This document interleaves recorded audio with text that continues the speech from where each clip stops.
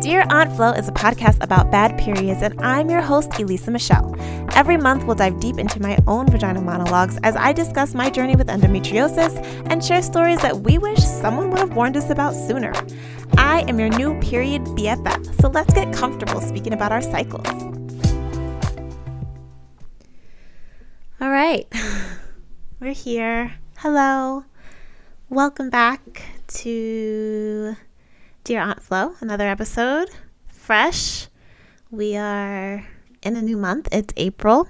I mean, it's not April at the time that I'm recording this, but it will be by the time this comes out. Today, we are just going off straight vibes. So no script, no real topic. I had a topic ready, but I can't really figure out how to put it into a full episode.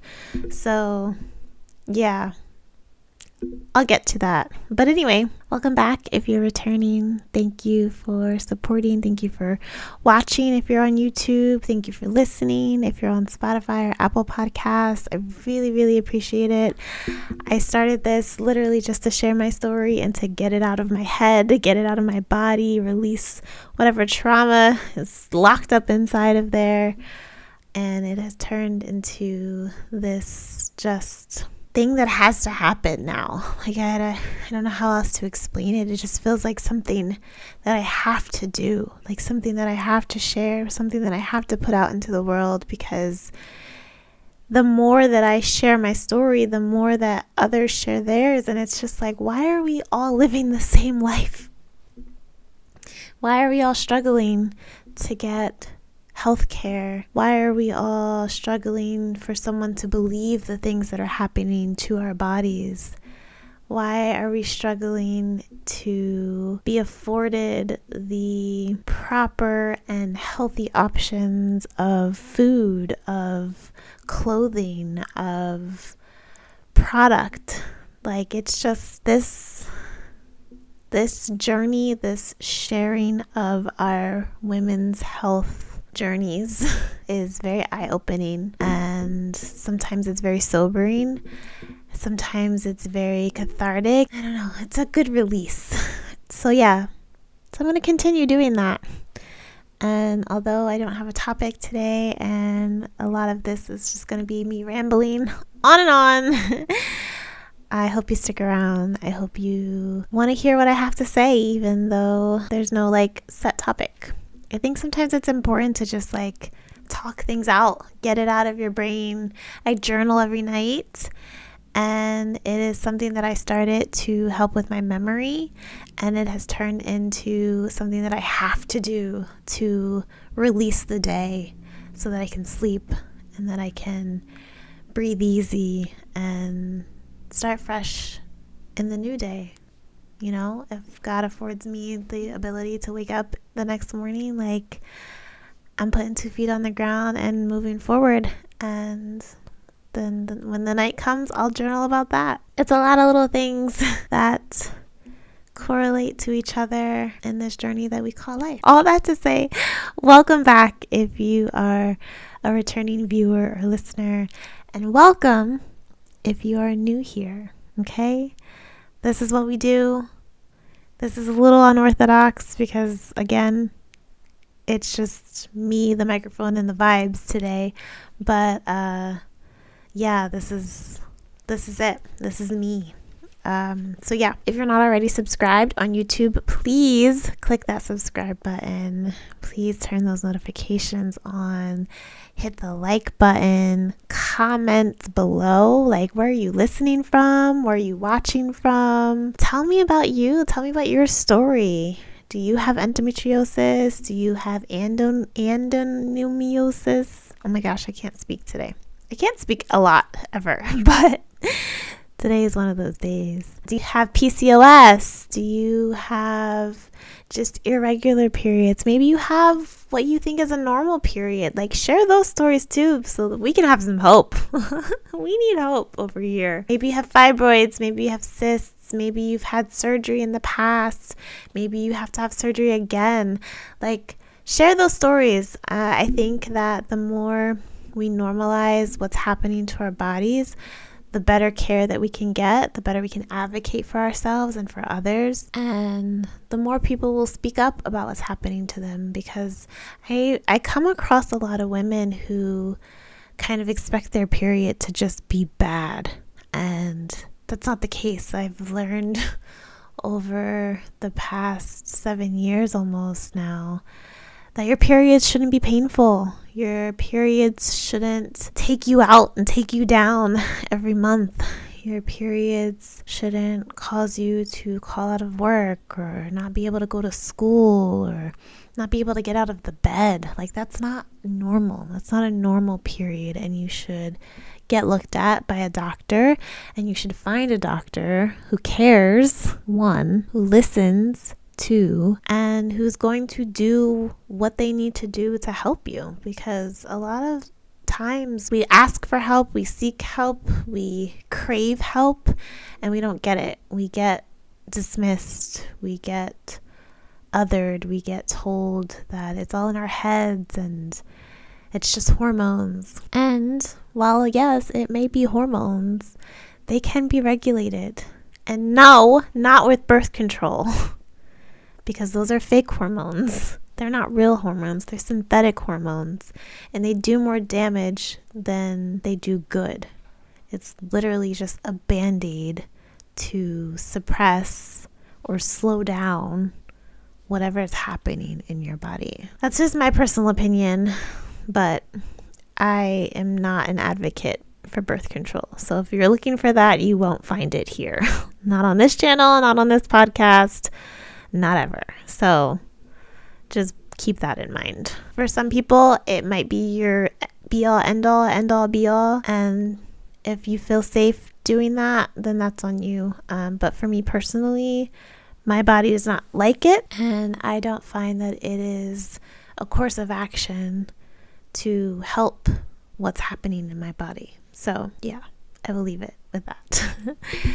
So yeah, today we're just yapping. I guess I can update you guys on what's happening with me. At the time you're watching this, it would have been last week. So I will say last week I had an MRI. This is my second MRI. The first one I had was the beginning of 2024, literally like the second day of January 2024.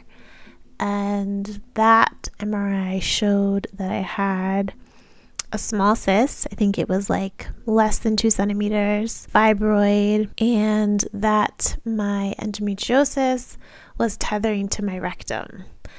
And at the time, I was told that these things are small, it's no big deal, but do keep in mind that your cyst could rupture at any point in time, so you're just like a ticking time bomb waiting to go off. And the tethering to your rectum, yeah, we could do surgery, but then you might end up with colostomy bag for the rest of your life. So keep that in mind too. We can put you on birth control to slow down the growth of these things, or can just wait it out and see what happens. And oh my goodness, I pretty much waited it out and found out what happens when you do that. So right, fast forward to last week, I had another MRI. As of this recording, I don't have the results yet, so I can't share those yet. But prior to that, when I was in the hospital earlier this year, that cyst that was less than 2 centimeters had grown to 8 centimeters. And so now I'm going to see if what I've been doing for the past 2.5 months or so has helped. And the things that I've been doing are castor oil packs. So I purchased an amber colored bottle of castor oil, organic castor oil. I was gifted for my birthday, a pack. So they're like cloth packs that you put, they're like wraps that you put around your stomach. And my case, it came with one that goes around your abdomen and then like one that goes around your neck or something like that. I think it's for your neck or for your head or something. I don't remember. But I use that one actually for my abdomen because I don't like the wrap. I think it constricts me too much, and I feel just constricting me, like not cutting off my circulation, but it just doesn't feel right. So I put the one that goes around your neck because it's smaller. I just place that on my abdomen in between like whatever pants or shorts that I have on for the night, and I just wear it all night. And then I've also been taking this fibroid supplement. I guess I can call it a supplement, but my mother-in-law sent it to me, and it's supposed to help shrink fibroids and cysts, help with like excessive bleeding, cramping, PMS symptoms, and some other things. And it really is, it's liquid form. It tastes disgusting, but not like a gag disgusting, just like bitter. Like if you're not used to like things that are like bitter and strong, you probably won't like it. Yeah, I take teaspoons in the morning and 2 teaspoons at night. And yeah, there's a lot of different herbs in it that I should have brought with me so that I can name them. But I will put a link to it in the description box or in the show notes as well. Don't know if it's doing anything at all, but at this point I'm willing to like try everything. So I am trying that. Other things like watching what I eat. So like I am like, sugar is out, okay? Sugar feeds your fibroids, your cysts. Like sugar feeds all of that. Like when people have cancer, sugar feeds cancer cells. The more you can avoid sugar, the better off you will be. So I've replaced things, like a while ago, I've replaced things with like syrup with agave, or any sugars that we have. I use coconut sugar if we're like baking stuff, and dates. Dates have been like my go-to snack for when I need a sweet fix. They're so good and they're so sweet, and it's natural sugar, okay? And then also, what is the other thing? Oh my goodness, I'm blanking. Oh, right. I'm not really a huge chocolate person. I've never been a huge chocolate person, but I heard like cacao and those like dark, like 80-90% chocolates are really good for you. So I try, whenever I do get like chocolate or I need a sweet fix, I get like the 80 or 90% chocolate or the cacao, and it's really good. Like, I know for a lot of people it probably tastes like bitter, but like, I don't know, you get used to it after a while. Like once you change your palate from the processed sugar that you're used to intaking to more natural sugars, like your body will adjust and you don't want to go back, because natural sugars are so much better and they're so much better for you. So like, why not just make the switch? I know it's hard. It's a transition, but you'll get there.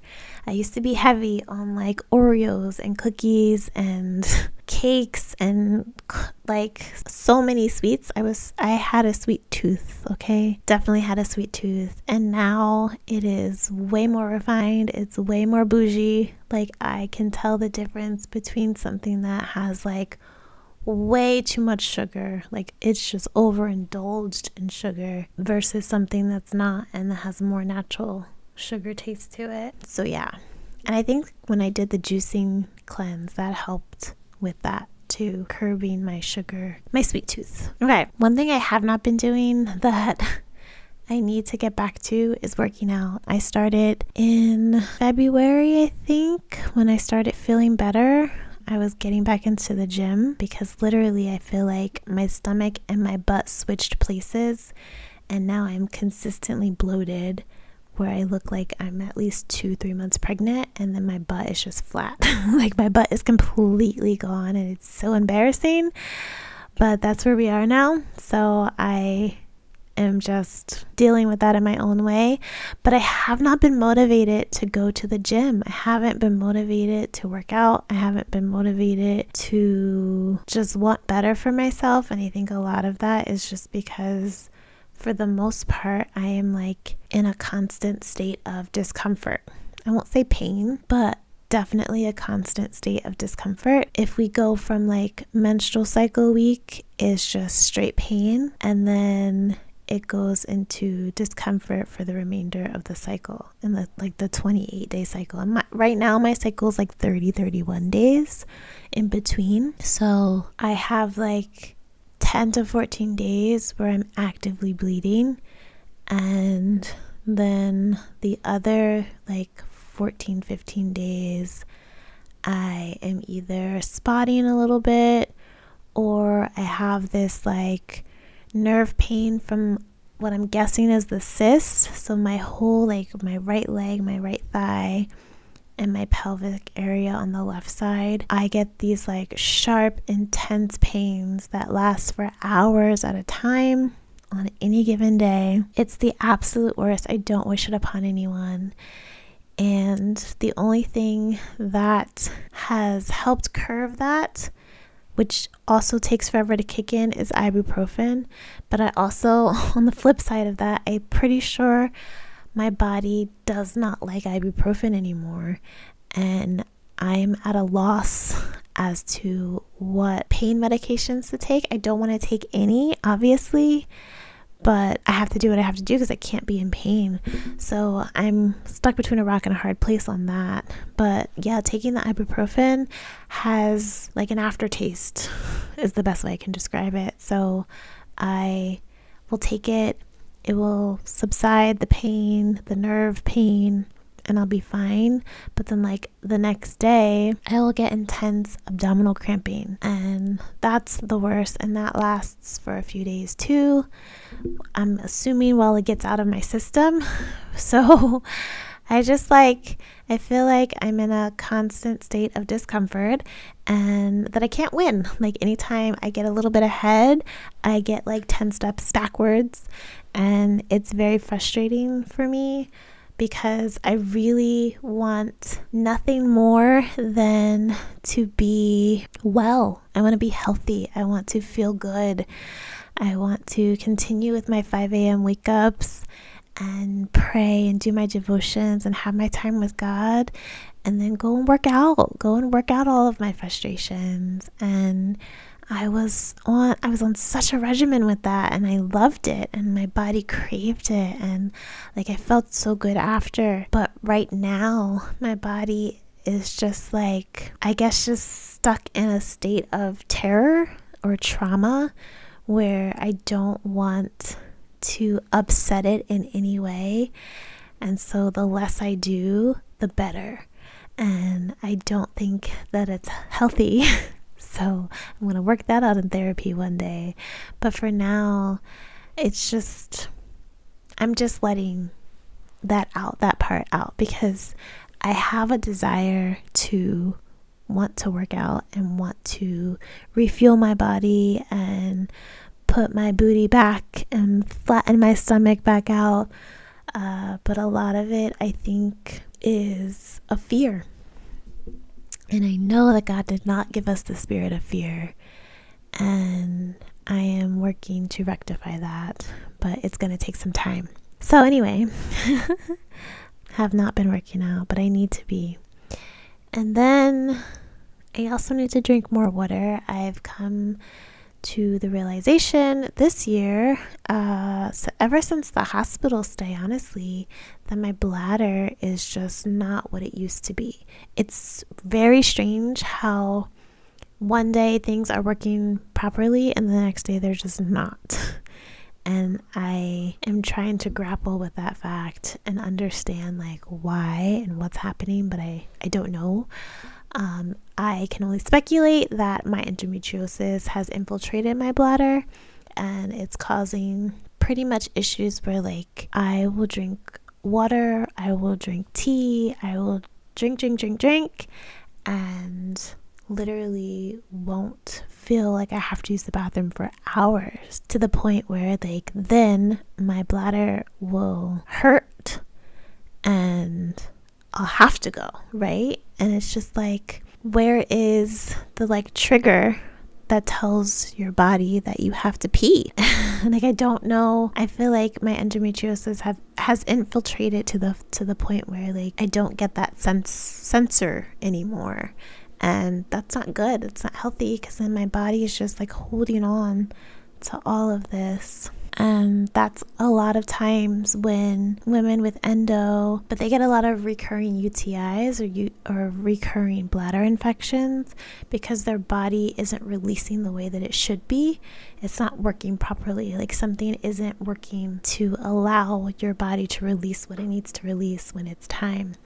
And I think that's what's happening with my body. I'm not getting the recurring UTIs at this point, but I do feel like my bladder is just like on vacation and I literally have to like email it or call it and be like, yo girl, like what's up, can we do this or not?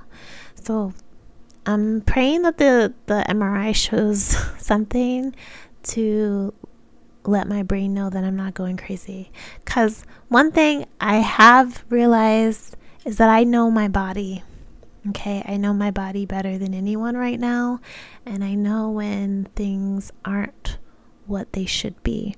And I'm working very hard to advocate for myself and let people know this is what's going on so that there can be some course of action taken to rectify the situation.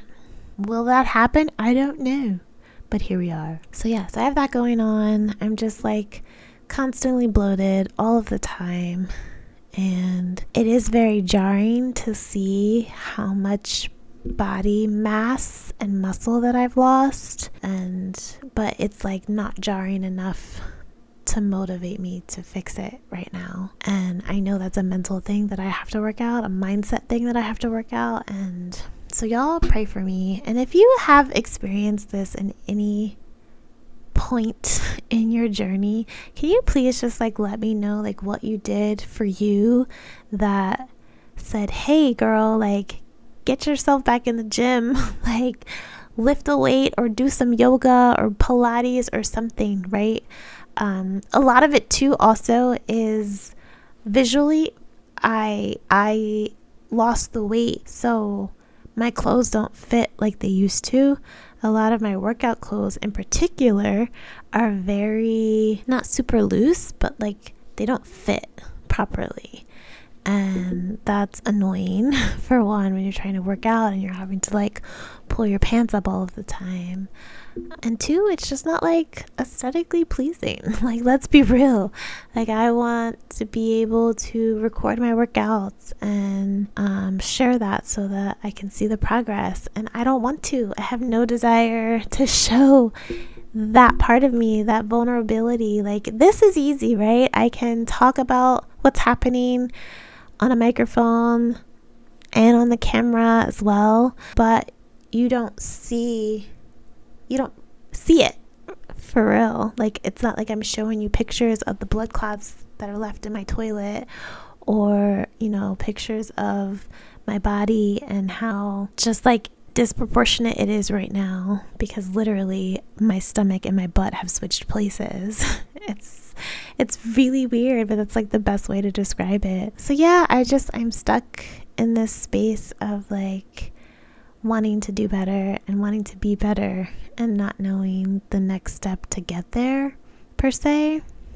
So I think I lost what I was saying. I definitely lost what I was saying. So anyway, in a few weeks, I have a consultation with an OBGYN oncologist who will potentially do my surgery should I decide that I need surgery, which I think that I do, because even if I take these supplements and they magically shrink my cysts, I still have the tethering to my rectum, and now what I'm thinking is a tethering to my bladder or my intestines, because something isn't right.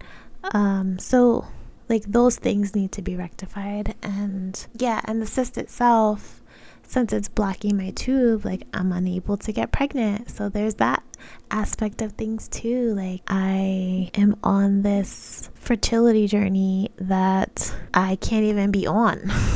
I don't know, guys. It's a really weird space. It's a really weird time for me. I never thought that I'd be here.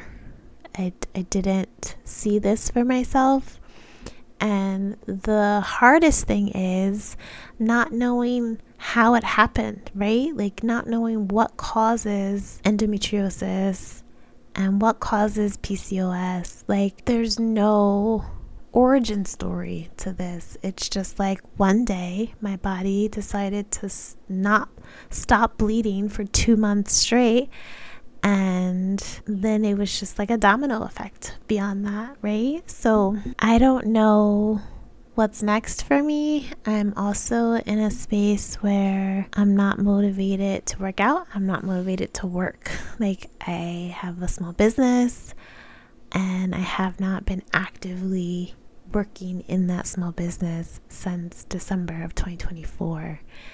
And for me, that is so hard. It's so hard because I preach self-care, self-love. I preach worthiness. I preach love and light and joy.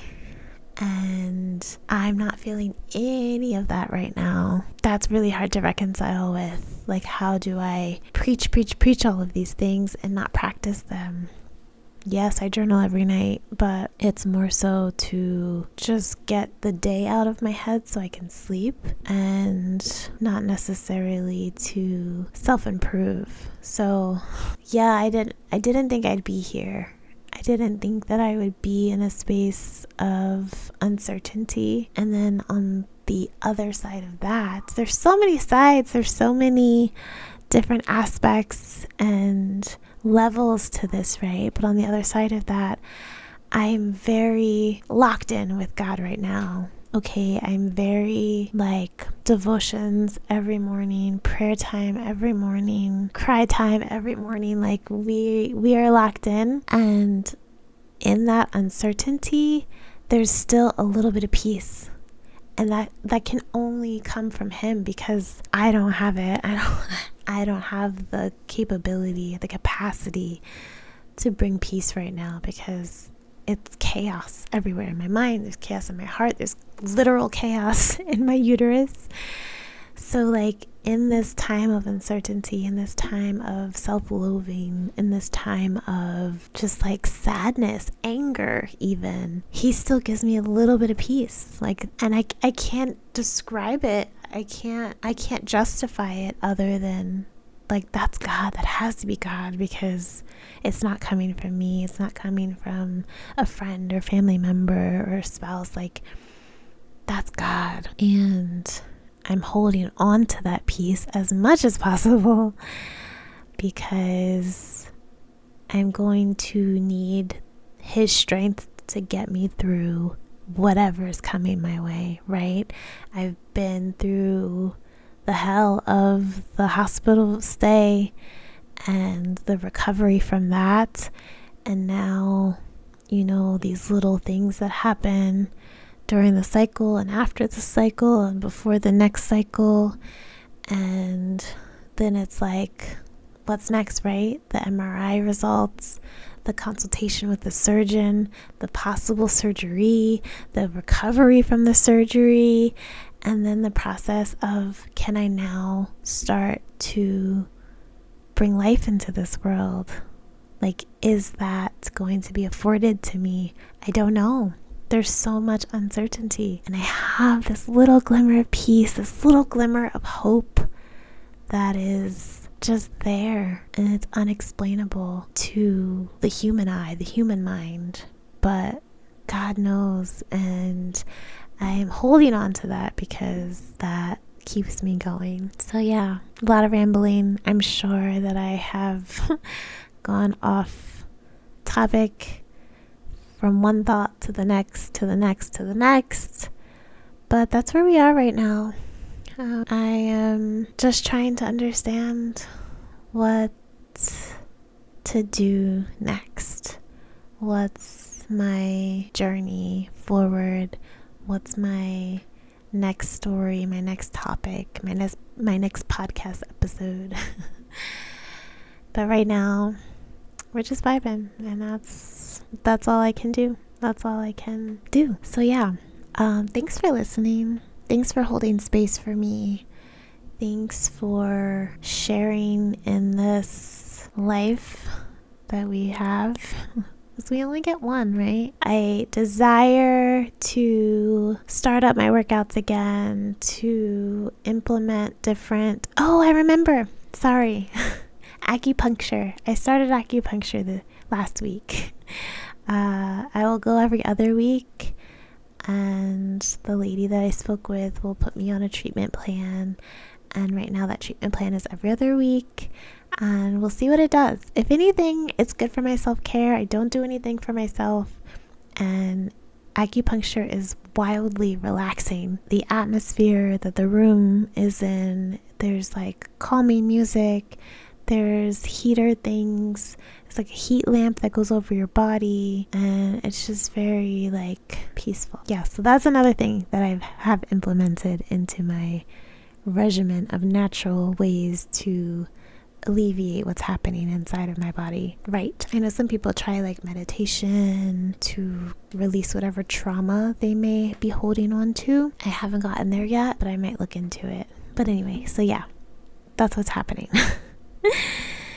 And now I don't remember how I was ending this. Oh, I don't have a affirmation. This is like a bonus episode, I guess. So there won't be an affirmation this time around. But yeah, I hope this resonates with someone. Please let me know if it does. Leave me a comment.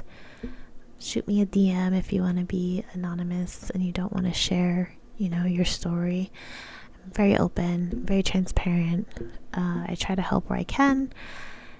And if I can hold space for you, I would love to. Yeah.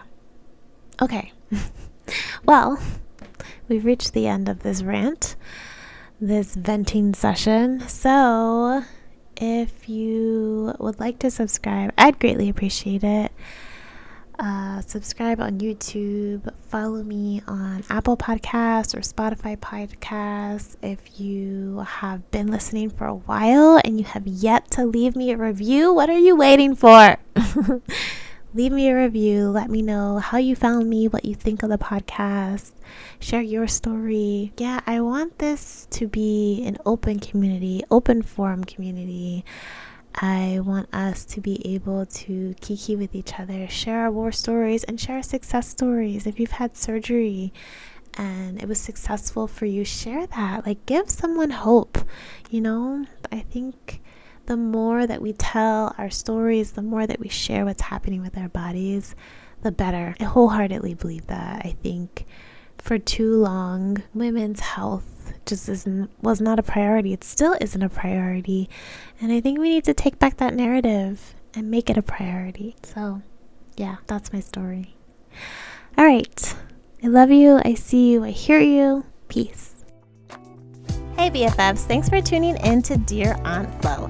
If you enjoyed this episode and would like to show support, be sure to subscribe, rate, and review on Apple Podcasts. This will help more period BFFs find our community and add to the conversation. Follow on IG at dearauntflo.pod and let me know what topics you'd like to cover this season. Catch you in the next episode, period.